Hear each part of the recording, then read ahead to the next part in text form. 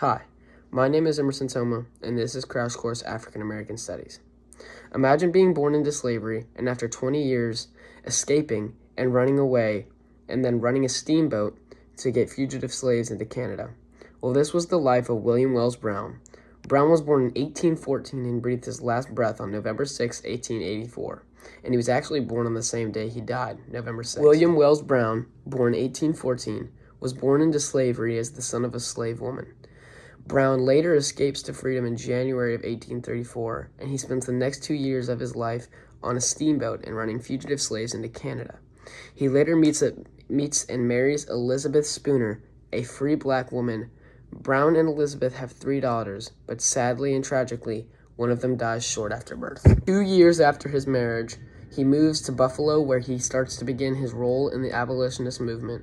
Brown would regularly attend meetings of the Western New York and Anti-Slavery Society.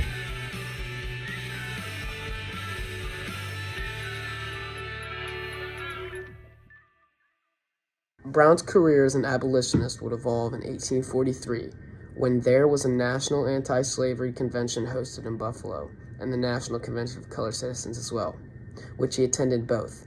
He was a part of several committees and was friends with a lot of black abolitionists like Charles Lennox Remond and Frederick Douglass. This is where Brown's abolitionist journey started to change and evolve.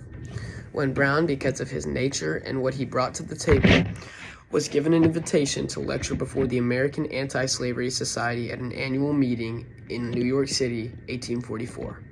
He eventually, some years later, was hired as a Massachusetts Anti-Slavery Society lecture agent.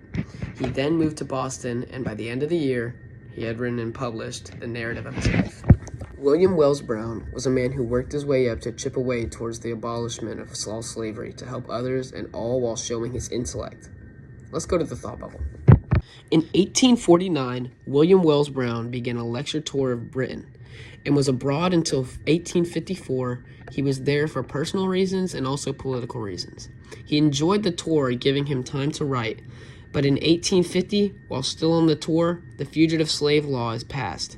This put fear into Brown, as it would be dangerous to return back as to being an escaped slave. Because of this scare, this made British abolitionists decide to purchase his freedom in 1854, the year he stopped being abroad.